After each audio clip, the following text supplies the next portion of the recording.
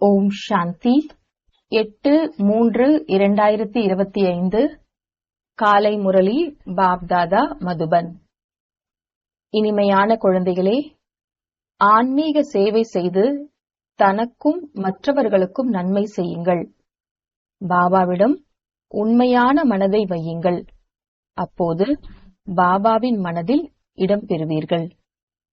கேள்வி: ஆத்ம அபிமானி ஆவதற்கான முயற்சியை யார் செய்ய முடியும்? ஆத்ம அபிமானியின் அடையாளங்களை சொல்லுங்கள். பதில்: யாருக்கு படிப்பின் மீதும் பாபா மீதும் அசைக்க முடியாத அன்பு உள்ளதோ அவர்கள் ஆத்ம அபிமானி ஆவதற்கான முயற்சி செய்ய முடியும். அவர்கள் குளிர்ச்சியாக இருப்பார்கள். யாரிடமும் அதிகம் பேச மாட்டார்கள். அவர்களுக்கு பாபாவிடம் அன்பு இருக்கும். நடத்தை மிகவும் ராயலாக இருக்கும். நமக்கு பகவான் படிப்பு சொல்லித் தருகின்றார். நாம் அவருடைய குழந்தைகள் என்று அவர்களுக்கு நஷா, அதாவது பெருமிதம் இருக்கும். அவர்கள் சுகம் தருபவர்களாக இருப்பார்கள். ஒவ்வொரு அடியும் ஸ்ரீமத் படி எடுத்து வைப்பார்கள். ஓம் சாந்தி. குழந்தைகள் சேவை பற்றிய செய்தியையும் கேட்க வேண்டும். பிறகு மிக முக்கியமான மகாரதிகள், புத்திசாலிகள் யார் இருக்கிறார்களோ அவர்கள் ஆலோசனையை கேட்டு நடந்து கொள்ள வேண்டும். பாபாவுக்கு தெரியும், புத்திசாலி குழந்தைகளுக்கு தான் விசார் சாகர் மந்தன் நடைபெறும், அதாவது ஞான சிந்தனை செய்வார்கள். மேலா அல்லது கண்காட்சியின் திறப்பு விழாவை யார் மூலமாக செய்விப்பது? என்னென்ன பாயிண்டுகளை சொல்ல வேண்டும்? சங்கராச்சாரியார் முதலானவர்கள் உங்களுடைய இந்த விஷயங்களை புரிந்து கொள்வார்களானால் சொல்வார்கள், இங்குள்ள ஞானம் மிகவும் உயர்ந்தது என்று. இவர்களுக்கு கற்றுத் தருபவர் யாரோ சிறந்தவராகத்தான் இருப்பார் என்று தோன்றுகிறது என்பார்கள். பகவான் கற்பிக்கின்றார் என்று சொன்னால் அவர்களோ ஏற்றுக்கொள்ள மாட்டார்கள். ஆக கண்காட்சி முதலியவற்றை திறந்து வைப்பதற்காக யார் வருகிறார்களோ அவர்களுக்கு என்னென்ன புரிய வைக்கிறீர்கள் என்பதை அனைவருக்கும் சொல்ல வேண்டும். அல்லது டேப்பில் சுருக்கமாக நிரப்ப வேண்டும். எப்படி கங்கே தாதி சங்கராச்சாரியருக்கு புரிய வைத்தார்களோ அப்படிப்பட்ட சேவாதாரி குழந்தைகள் பாபாவின் மனதில் இடம் பெறுவார்கள். அவ்வாறே ஸ்தூல சேவையும் உள்ளது. ஆனால் பாபாவின் கவனம் யார் ஆன்மீக சேவை மூலம் அநேகருக்கு நன்மை செய்கின்றாரோ அவர்கள் மீது செல்லும். நன்மையோ ஒவ்வொரு விஷயத்திலும் இருக்கலாம். பிரம்மா போஜனம் தயாரிப்பதிலும் நன்மை உள்ளது. யுக்தியுடன் தயார் செய்தால், அதுபோல் யோக யுக்தியுடன் உணவு சமைப்பவர்கள் என்றால் பண்டாராவில், அதாவது சமையலறையில் மிகுந்த சாந்தி இருக்க வேண்டும். நினைவு யாத்திரையில் இருக்க வேண்டும். யாராவது வந்தால் உடனே அவர்களுக்கு புரிய வைக்க வேண்டும். பாபா புரிந்து கொள்ள முடியும். சேவாதாரி குழந்தைகள் யார் யார் மற்றவர்களுக்கு புரிய வைக்க முடியுமோ அவர்களை தான் அடிக்கடி சேவைக்காக அழைக்கவும் செய்கின்றனர். ஆக சேவை செய்பவர்கள்தான் பாபாவின் மனதில் இடம் பிடித்து இருக்கிறார்கள். பாபாவின் கவனம் முழுவதும் சேவாதாரி குழந்தைகள் பக்கம்தான் செல்கிறது. அநேகரோ நேரடியாக முரளி கேட்கும் போது கூட எதையும் புரிந்து கொள்ள முடிவதில்லை, தாரணையாவதில்லை. ஏனெனில் அரை கல்பத்தின் தேக அபிமானத்தின் நோய் மிகவும் கடுமையானது. அதை போக்குவதற்கு மிக சிலரே நல்லபடியாக புருஷார்த்தம் செய்கின்றார்கள். அநேகரிடம் ஆத்ம அபிமானி ஆவதற்கான முயற்சி சென்று சேர்வதில்லை. பாபா புரிய வைக்கின்றார், குழந்தைகளே, ஆத்ம அபிமானி ஆவதற்கு மிகுந்த முயற்சி தேவை. சிலர் சார்ட் கூட அனுப்பி வைக்கின்றனர் என்றாலும் முழுமையாக அனுப்புவதில்லை. இருந்தாலும் கொஞ்சம் கவனம் இருக்கிறது. ஆத்ம அபிமானி ஆவதற்கான கவனம் அநேகருக்கு குறைவாக உள்ளது. ஆத்ம அபிமானிகள் மிகவும் சாந்தமாக இருப்பார்கள். அவர்கள் இவ்வளவு அதிகமாக உரையாடல் செய்ய மாட்டார்கள். அவர்களுக்கு பாபாவிடம் அன்பு அந்த அளவிற்கு இருக்கும், கேட்கவே வேண்டாம். ஆத்மாவுக்கு எவ்வளவு குஷி இருக்க வேண்டும்? எந்த ஒரு மனிதருக்கும் ஒருபோதும் இல்லாத அளவு. இந்த லக்ஷ்மி நாராயணனுக்கோ ஞானம் கிடையாது. ஞானம் குழந்தைகளாகிய உங்களுக்கு தான் உள்ளது.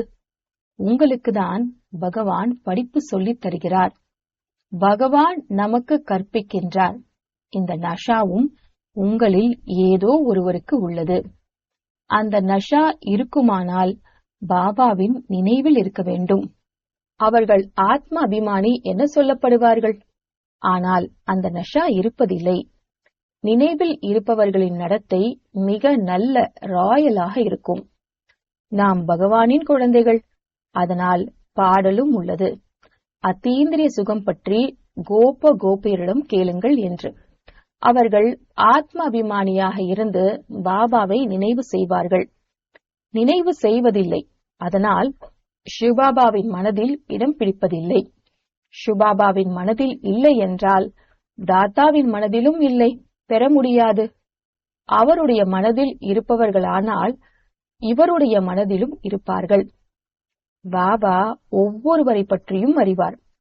குழந்தைகள் தாங்களே கூட புரிந்து கொள்கின்றனர் நாம் என்ன சேவை செய்கின்றோம் என்று. சேவையின் ஆர்வம் குழந்தைகளுக்கு அதிகம் இருக்க வேண்டும். சிலருக்கு சென்டரை பராமரிப்பதிலும் ஆர்வம் உள்ளது. சிலருக்கு சித்திரங்கள் உருவாக்குவதில் ஆர்வம் உள்ளது. பாபாவும் சொல்கின்றார், எனக்கு ஞானம் நிறைந்த ஆத்மாக்களாகிய குழந்தைகளை மிகவும் பிடிக்கும். அவர்கள் தந்தையின் நினைவிலும் இருப்பார்கள். மேலும் சேவை செய்வதற்கும் துடித்துக் கொண்டிருப்பார்கள். சிலரோ முற்றிலும் சேவையே செய்வதில்லை. பாபா சொல்வதையும் ஏற்று நடப்பதில்லை. பாபாவோ அறிவார் இல்லையா, எங்கே யார் சேவை செய்ய வேண்டும் என்று. ஆனால் தேக அபிமானத்தின் காரணத்தினால் தனது வழிப்படி செல்கின்றனர். அதனால் அவர்கள் பாபாவின் மனதில் இடம் பெறுவதில்லை. அஞ்ஞான காலத்திலும் கூட எந்த குழந்தையாவது கெட்ட நடத்தையுடன் இருந்தால் தந்தையின் மனதில் இருப்பதில்லை. அவர்களை குழந்தை என புரிந்து கொள்கின்றனர். சங்க தோஷத்தில், அதாவது தீய சேர்க்கையில் கெட்டுப் போகின்றனர். இங்கேயும் யார் சேவை செய்கின்றார்களோ அவர்கள்தான் பாபாவுக்கு பிடித்தமானவர்கள். யார் சேவை செய்வதில்லையோ அவர் மீது பாபா அன்பு செலுத்த மாட்டார். அதிர்ஷ்டத்தின் அனுசார்தான் படிப்பார்கள் என புரிந்து கொண்டுள்ளார். பிறகும் கூட அன்பு யார் மீது இருக்கும்? அதுவோ விதிமுறை இல்லையா? நல்ல குழந்தைகளை மிகுந்த அன்போடு அழைப்பார்கள். நீ மிகவும் சுகம் தருபவன், நீ தந்தை மீது அன்புள்ளவன் என சொல்வார்கள். யார் பாபாவை நினைவு செய்வதே இல்லை என்றால் அவர்களை பிதா ஸ்நேகி என்று எப்படி சொல்வார்கள்? தாத்தா ஸ்நேகியாக கூடாது, தந்தையின் ஸ்நேகியாக வேண்டும். யார் தந்தையின் ஸ்நேகியாக உள்ளார்களோ அவர்களின் பேச்சு நடத்தை மிக இனிமையாக அழகாக இருக்கும்.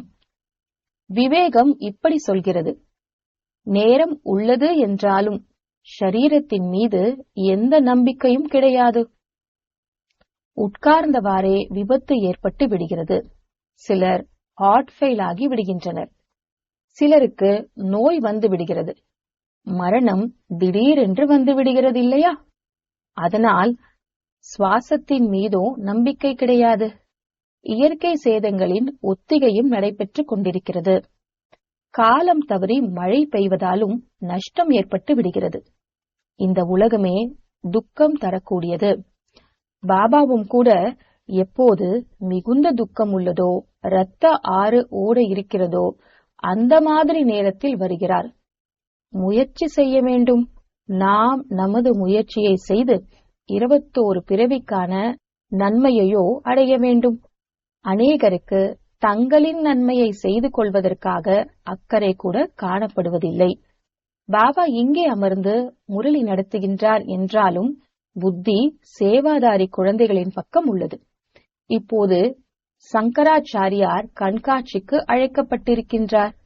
இல்லையென்றால் இவர்கள் அதுபோல் எங்கும் செல்ல மாட்டார்கள். மிகவும் கர்வத்தோடு இருக்கின்றனர். ஆகவே அவர்களுக்கு மதிப்பும் கொடுக்க வேண்டியுள்ளது.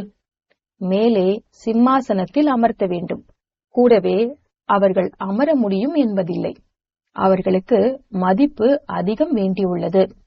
பணி உள்ளவர்கள் என்றால் அவர்கள் வெள்ளி முதலியவற்றின் சிம்மாசனத்தை விட்டு விடுவார்கள். பாபாவை பாருங்கள், எவ்வளவு சாதாரணமாக இருக்கின்றார். யாருமே அறிந்து கொள்ளவில்லை. குழந்தைகளாகிய உங்களிலும் கூட அபூர்வமாக யாரோதான் அறிந்து கொண்டிருக்கின்றார்கள். எவ்வளவு நிரகங்காரி பாபா! இதுவோ தந்தை மற்றும் குழந்தைகளின் சம்பந்தம் இல்லையா? எப்படி லௌகீக தந்தை குழந்தைகளுடன் இருக்கின்றார், சாப்பிடுகின்றார், சாப்பிட வைக்கின்றார்? இவர் எல்லையற்ற தந்தை. சந்நியாசிகள் முதலானவர்களுக்கு பாபாவின் அன்பு கிடைப்பதில்லை. குழந்தைகள், நீங்கள் அறிவீர்கள், கல்ப கல்பமாக நமக்கு எல்லையற்ற தந்தையின் அன்பு கிடைக்கிறது. பாபா நம்மை மலராக மாற்றுவதற்கு மிகுந்த முயற்சி செய்கின்றார். ஆனால் டிராமாவின் அனுசார் அனைவருமே மலராக மாறுவதில்லை. இன்று மிக நல்லவர்கள் எல்லாம் நாளை விகாரியாகி விடுகின்றார்கள். பாபா சொல்வார், அதிர்ஷ்டத்தில் இல்லை என்றால் வேறென்ன செய்வார்கள்? அநேகருக்கு அசுத்த நடத்தை ஆகிவிடுகிறது. கட்டளைக்கு விரோதமாக நடக்கிறார்கள். ஈஸ்வரனின் வழிப்படியும் நடப்பதில்லை என்றால் அவர்களின் நிலை என்னவாக ஆகும்? உயர்ந்ததிலும் உயர்ந்தவர் தந்தைதான், வேறு யாரும் இல்லை. பிறகு தேவதைகளின் சித்திரங்களை பார்ப்பீர்களானால் இந்த லக்ஷ்மி நாராயணன் தான் உயர்ந்தவரிலும் உயர்ந்தவர்கள். ஆனால் மனிதர்கள் இதையும் தெரிந்திருக்கவில்லை. அதாவது இவர்களை இதுபோல் ஆக்கியவர் யார்? பாபா குழந்தைகளாகிய உங்களுக்கு படைப்பவர் மற்றும் படைப்பின் ஞானத்தை நன்கு அமர்ந்து புரிய வைக்கின்றார். உங்களுக்கோ உங்களுடைய சாந்திதாமம், சுகதாமம் தான் நினைவு வருகிறது. சேவை செய்பவர்களின் பெயர்கள் நினைவில் வருகின்றன. நிச்சயமாக யார் பாபாவின் கீழ்ப்படிதலான குழந்தைகளாக உள்ளாரோ அவர்களின் பக்கம்தான் மனம் செல்லும். எல்லையற்ற தந்தை ஒரே ஒரு தடவை வருகின்றார். அந்த லௌகீக தந்தையோ ஜென்ம ஜென்மாந்தரமாக கிடைக்கிறார். சத்தியுகத்திலும் கிடைக்கிறார். ஆனால் அங்கே இந்த தந்தை ஷிவ் பாபா கிடைக்க மாட்டார். இப்போதைய படிப்பின் மூலம் நீங்கள் பதவி பெறுகிறீர்கள். இதையும் குழந்தைகள் நீங்கள்தான் அறிவீர்கள். பாபாவிடம் நாம் புதிய உலகத்திற்கான படிப்பு படித்துக் கொண்டிருக்கின்றோம். இது புத்தியில் நினைவிருக்க வேண்டும். மிகவும் சுலபம்தான். பாபா விளையாடிக் கொண்டிருக்கின்றார் என வைத்துக் கொள்ளுங்கள். திடீரென்று யாராவது வந்துவிடுகிறார்கள் என்றால் பாபா உடனே அங்கேயே அவர்களுக்கு ஞானம் கொடுக்க தொடங்கிவிடுவார். எல்லையற்ற தந்தையை அறிவீர்களா? தந்தை வந்துள்ளார் பழைய உலகத்தை புதியதாக ஆக்குவதற்காக. ராஜயோகம் கற்பிக்கின்றார். பாரதவாசிகளுக்கு தான் கற்பிக்க வேண்டும். பாரதம்தான் ஸ்வர்க்கமாக இருந்தது. அங்கே இந்த தேவி தேவதைகளின் ராஜ்யம் இருந்தது. இப்போதோ நரகம். நரகத்திலிருந்து பிறகு ஸ்வர்க்கமாக பாபா தான் உருவாக்குவார். இப்படி முக்கிய விஷயங்களை நினைவு செய்து யாராவது வந்தால் அவர்களுக்கு அமர்ந்து புரிய வையுங்கள். அப்போது எவ்வளவு குஷியாகி விடுவார்கள். பாபா வந்துள்ளார் என்று மட்டும் சொல்லுங்கள். இது கீதையில் பாடப்பட்டுள்ளது. அதே மகாபாரத யுத்தம். கீதையின் பகவான் வந்திருந்தார். கீதை சொல்லியிருந்தார். எதற்காக? மனிதரிலிருந்து தேவதையாக ஆக்குவதற்காக. தந்தையாகிய என்னையும் ஆஸ்தியையும் நினைவு செய்யுங்கள் என்று மட்டும் பாபா சொல்கின்றார். இது துக்க உலகம். இவ்வளவு புத்தியில் இருக்குமானால் கூட குஷி இருக்கும். ஆத்மாக்கள் நாம் பாபாவுடன் கூடவே சாந்திதாமிற்கு செல்ல போகின்றோம். பிறகு அங்கிருந்து பாகத்தை நடிப்பதற்காக முதலில் சுகதாமத்திற்கு வருவோம். எப்படி கல்லூரியில் படிக்கிறார்கள் என்றால் நாம் இதை படிக்கிறோம், பிறகு இதுபோல் ஆவோம் என்று புரிந்து கொள்கின்றனர். வக்கீலாக ஆவோம் அல்லது போலீஸ் சூப்பரிண்டென்டாக ஆவோம். இவ்வளவு பணம் சம்பாதிப்போம். குஷியின் அளவு அதிகரித்துக் கொண்டே இருக்கும். குழந்தைகளாகிய உங்களுக்கு இந்த குஷி இருக்க வேண்டும். நாம் எல்லையற்ற தந்தையிடமிருந்து இந்த ஆஸ்தியை பெறுகிறோம். பிறகு நாம் ஸ்வர்க்கத்தில் நமது மாளிகையை கட்டுவோம். நாள் முழுவதும் புத்தியில் இந்த சிந்தனை இருக்குமானால் குஷியும் இருக்கும். தனக்கும் மற்றவர்களுக்கும் நன்மை செய்வோம். எந்த குழந்தைகளிடம் ஞான செல்வம் உள்ளதோ அவர்களின் கடமை தானம் செய்வதாகும். செல்வம் உள்ளது, ஆனால் தானம் செய்யவில்லை என்றால் அவர்கள் கஞ்சன் என சொல்லப்படுவார்கள். அவர்களிடம் செல்வம் இருந்தாலும் இல்லாதது போலதான். செல்வம் இருந்தால் அவசியம் தானம் செய்ய வேண்டும். நல்ல நல்ல மகாரதி குழந்தைகள் சதா பாபாவின் மனதில் அமர்ந்துள்ளனர். ஒரு சிலரை பற்றி சிந்தனை உள்ளது, இவர்கள் ஒருவேளை விட்டு போகலாம் என்று. சூழ்நிலைகள் அதுபோல் உள்ளன. தேக அகங்காரம் அதிகமாக உள்ளது. எந்த சமயமும் கையை விட்டு போய் தங்கள் வீட்டில் அமர்ந்து கொள்ளலாம். முரளி வகுப்பை நன்றாக நடத்தலாம். ஆனால் தேக அபிமானம் அதிகம் உள்ளது. கொஞ்சம் பாபா எச்சரிக்கை செய்தாலும் விட்டு போய் விடுவார்கள். இல்லையென்றால் பாடல் உள்ளது, எட்டி உதைத்தாலும் அன்பு செய்யுங்கள். இங்கே பாபா சரியான விஷயம்தான் சொல்கின்றார் என்ற போதிலும் கோபம் அதிகமாக வந்துவிடுகிறது. இப்படி குழந்தைகளும் உள்ளனர். சிலரோ உள்ளுக்குள் மிகவும் நன்றி சொல்கின்றனர். சிலர் உள்ளுக்குள்ளேயே எரிந்து இறந்து விடுகின்றனர். மாயாவின் தேக அபிமானம் அதிகம் உள்ளது. இப்படியும் அநேக குழந்தைகள் உள்ளனர். முரளி கேட்பதே இல்லை. வேறு சிலரோ முரளி கேட்காமல் இருக்க முடிவதில்லை. முரளி படிக்கவில்லை என்றாலும் தன்னுடைய பிடிவாதம்தான். நம்மிடமோ ஞானம் அதிகம் உள்ளது என்று வேறு எதுவும் இல்லை. ஆக எங்கே சங்கராச்சாரியார் முதலானவர்கள் கண்காட்சிக்கு வருகின்றார்களோ சேவை நன்கு நடைபெறுகிறது என்றால் அந்த செய்தியை அனைவருக்கும் அனுப்ப வேண்டும். அப்போது எப்படி சேவை நடைபெற்றது என்பதை அனைவரும் அறிந்து கொள்வார்கள். மேலும் அவர்களும் கற்றுக்கொள்வார்கள். இவ்வாறு சேவைக்கான சிந்தனைகள் யாருக்கு வருகின்றனவோ அவர்களைதான் பாபா சேவாதாரி என புரிந்து கொள்வார். சேவையில் ஒருபொழுதும் களைத்து போக கூடாது. இதுவோ அநேகருக்கு நன்மை செய்வது இல்லையா? பாபாவுக்கோ இதே அக்கறை உள்ளது. அனைவருக்கும் இந்த ஞானம் கிடைக்க வேண்டும். குழந்தைகளுக்கும் முன்னேற்றம் ஏற்பட வேண்டும். நாள்தோறும் முரளியில் புரிய வைத்துக் கொண்டே இருக்கின்றார்.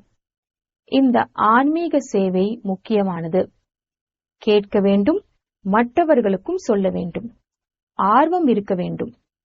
பேட்ச் எடுத்துக்கொண்டு நாள்தோறும் கோயில்களுக்கு சென்று புரிய வையுங்கள். இந்த லக்ஷ்மி நாராயணர் எப்படி இதுபோல் ஆனார்கள்? பிறகு அவர்கள் எங்கே சென்றார்கள்? எப்படி ராஜ்ய பாக்கியத்தை பெற்றார்கள்? கோவில்களின் வாசலில் சென்று அமர்ந்து கொள்ளுங்கள். யாராவது வந்தால் கேளுங்கள், இந்த லக்ஷ்மி நாராயணன் யார்? எப்போது இவர்களின் ராஜ்யம் பாரதத்தில் இருந்தது? அனுமானும் செருப்புகள் வைத்திருக்கும் இடத்தில் போய் அமர்ந்து கொண்டார் இல்லையா? அதற்கு கூட ரகசியம் உள்ளது இல்லையா? இரக்கம் வருகிறது. சேவைக்கான யுக்திகள் பாபா நிறைய சொல்கின்றார். ஆனால் அவற்றை அபூர்வமாக சிலர்தான் நடைமுறையில் கொண்டு வருகின்றனர். சேவைகள் நிறைய உள்ளன. பார்வையற்றவர்களுக்கும் ஊன்றுகோல் ஆக வேண்டும். யார் சேவை செய்வதில்லையோ, புத்தி தூய்மையாக இல்லை என்றால் பிறகு தாரணை ஆவதில்லை. இல்லையென்றால் சேவை மிகவும் சுலபம். நீங்கள் இந்த ஞான ரத்தினங்களின் தானம் செய்கிறீர்கள். யாராவது பணக்காரர்கள் வந்தால் சொல்லுங்கள், நாங்கள் இந்த பரீட்சை உங்களுக்கு கொடுக்கின்றோம். அதன் அர்த்தம் உங்களுக்கு புரிய வைக்கின்றோம். இந்த பேட்ஜுகள் மீது பாபாவுக்கு அதிக மதிப்பு உள்ளது. வேறு யாருக்கும் இவ்வளவு மதிப்பு கிடையாது. இதில் மிக நல்ல ஞானம் நிறைந்துள்ளது. ஆனால் யாருடைய அதிர்ஷ்டத்திலாவது இல்லை என்றால் பாபாவும் கூட என்ன செய்ய முடியும்? பாபாவையும் படிப்பையும் விட்டுவிடுவது என்பது பெரியதிலும் மிக பெரிய தற்கொலையாகும். பாபாவுடையவராக ஆகிவிட்டு பிறகு அவர் கையை விட்டுவிடுவது என்றால் இதுபோல் மகான் பாவ காரியம் வேறு எதுவும் கிடையாது. அவர்களைப் போல் பாக்கியமற்றவன் வேறு யாரும் கிடையாது. குழந்தைகள் ஸ்ரீமத் படி நடக்க வேண்டும் இல்லையா? நாம் உலகத்திற்கு எஜமானர் ஆகப் போகின்றோம் என்பது உங்கள் புத்தியில் உள்ளது. இது சாதாரண விஷயமல்ல. நினைவு செய்வீர்களானால் குஷியும் இருக்கும். நினைவு இருப்பதில்லை என்றால் பாவங்கள் பஸ்பமாகாது. தத்தெடுக்கப்பட்டிருக்கிறீர்கள் என்றால் குஷியின் அளவு அதிகரிக்க வேண்டும். ஆனால் மாயா அதிக விக்னங்களை ஏற்படுத்துகிறது. குழந்தைகளை கீழே விழ செய்து விடுகின்றது. பாபாவின் ஸ்ரீமத்தையே பெற்றுக் கொள்வதில்லை என்றால் அவர்கள் என்ன பதவி பெறுவார்கள்? கொஞ்சம் வழிமுறை மட்டும் பெற்றுக்கொண்டால் பிறகு அப்படியே குறைந்த பதவிதான் பெறுவார்கள். நல்லபடியாக வழிமுறை பெற்றுக் கொள்வார்களானால் உயர்ந்த பதவி பெறுவார்கள். எல்லையற்ற ராஜதானி ஸ்தாபனையாகிக் கொண்டிருக்கிறது. இதில் செலவு முதலியவற்றின் எந்த விஷயமும் கிடையாது. குமாரிகள் வருகின்றனர், கற்றுக்கொண்டு அநேகரை தங்களைப் போல் ஆக்குகின்றனர். இதில் கட்டணம் முதலியவற்றின் விஷயமே கிடையாது. பாபா சொல்கின்றார், உங்களுக்கு ஸ்வர்க்கத்தின் ராஜ்ய பதவி தருகிறேன். நான் ஸ்வர்க்கத்திற்கு வருவதில்லை. சிவபாபாவோ கொடுக்கின்ற வல்லல் இல்லையா? அவருக்கு செலவுக்கு என்ன கொடுப்பார்கள்? இவர், அதாவது பிரம்மா, அனைத்தையும் அவருக்கு கொடுத்து விட்டார். வாரிசாக ஆக்கிக் கொண்டார். பதிலுக்கு பாருங்கள், ராஜ்யம் கிடைக்கிறது இல்லையா? இது முதல் உதாரணம். முழு உலகத்திலும் ஸ்வர்க்கத்தின் ஸ்தாபனை நடைபெறுகிறது. செலவு ஒரு பைசா கூட கிடையாது. நல்லது. இனிமையிலும் இனிமையான தேடி கண்டெடுக்கப்பட்ட செல்ல குழந்தைகளுக்கு தாயும் தந்தையுமான பாப் தாதாவின் அன்பு நினைவுகள் மற்றும் காலை வணக்கம். ஆன்மீக குழந்தைகளுக்கு ஆன்மீக தந்தையின் நமஸ்தே. ஆன்மீக தந்தைக்கு ஆன்மீக குழந்தைகளின் நமஸ்தே. தாரணைக்கான முக்கிய சாரம். முதலாவது, தந்தையின் நண்பனாக, அதாவது பிடித்தமானவராக ஆவதற்காக மிக மிக சுகம் தருபவராக ஆக வேண்டும். தன்னுடைய பேச்சு நடத்தையை மிகவும் இனிமையாக ராயலாக வைத்துக் கொள்ள வேண்டும். சேவை செய்யக்கூடியவராக ஆக வேண்டும். அகங்காரமற்றவராகி சேவை செய்ய வேண்டும். இரண்டாவது, படிப்பு மற்றும் பாபாவை விட்டுவிட்டு ஒருபோதும் தன்னையே அழித்துக் கொள்ளும் மகா பாவியாக ஆகக்கூடாது. முக்கியமானது ஆன்மீக சேவை. இந்த சேவையில் ஒருபோதும் களைத்து போகக்கூடாது. ஞான ரத்தினங்களின் தானம் செய்ய வேண்டும், கருமையாக கூடாது. வரதானம்: சதா உண்மையான இருப்பிடம் மற்றும் உண்மையான சொரூபத்தின் நினைவினால் விடுபட்டவராக, பற்றற்றவராக, அன்பானவராக ஆகுக. சதா உண்மையான இருப்பிடம் மற்றும் உண்மையான சொரூபத்தின் நினைவினால் விடுபட்டவராக, பற்றற்றவராக, அன்பானவராக ஆகுக. விளக்கம்: நிராகாரி உலகம் மற்றும் நிராகாரி ரூபத்தின் நினைவுதான் சதா பற்றற்றவராக மற்றும் அன்பானவராக ஆக்குகிறது. நாமே நிராகாரி உலகத்தின் நிவாசி ஆவோம். இங்கே சேவைக்காக அவதாரம் செய்திருக்கின்றோம். நாம் இந்த மரண உலகத்தை சேர்ந்தவர்கள் அல்ல, ஆனால் அவதாரம் செய்திருப்பவர்கள். இந்த சிறியதொரு விஷயம் மட்டும் நினைவு இருந்ததென்றால் விடுபட்டு இருப்பீர்கள்.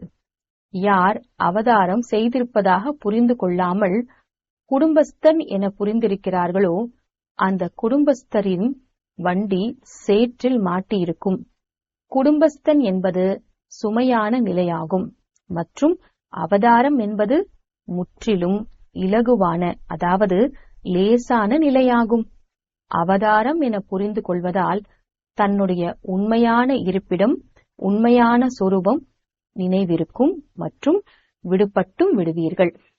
ஸ்லோகன்: யார் தூய்மையாக மற்றும் விதிபூர்வமாக ஒவ்வொரு காரியமும் செய்கிறார்களோ அவர்களே பிராமணர் ஆவார்கள். யார் தூய்மையாக மற்றும் விதிபூர்வமாக ஒவ்வொரு காரியமும் செய்கிறார்களோ அவர்களே பிராமணர் ஆவார்கள். அவ்யக்த சமிக்ஞை: சத்தியம் மற்றும் பண்பு நிறைந்த கலாச்சாரத்தை தனதாக்குங்கள். யார் பணிவாக இருக்கிறார்களோ அவர்களே புதிய படைப்பை செய்ய முடியும். சுப பாவனை மற்றும் சுப விருப்பத்தின் விதையே நிமித்த உணர்வு மற்றும் பணிவான உணர்வு ஆகும். எல்லைக்கு உட்பட்ட தன்மானம் இருக்கக்கூடாது, ஆனால் பணிவு இருக்க வேண்டும். இப்பொழுது தன்னுடைய வாழ்வில் சத்தியம் மற்றும் பண்பு நிறைந்த சம்ஸ்காரத்தை தாரணை செய்யுங்கள். ஒருவேளை விருப்பம் இல்லாமலேயே எப்பொழுதாவது கோபம் அல்லது எரிச்சல் வந்தது என்றால் உள்ளத்தில் இருந்து இனிமையான பாபா என்று சொல்லுங்கள். அப்பொழுது அதிகப்படியான உதவி கிடைத்துவிடும். ஓம் சாந்தி.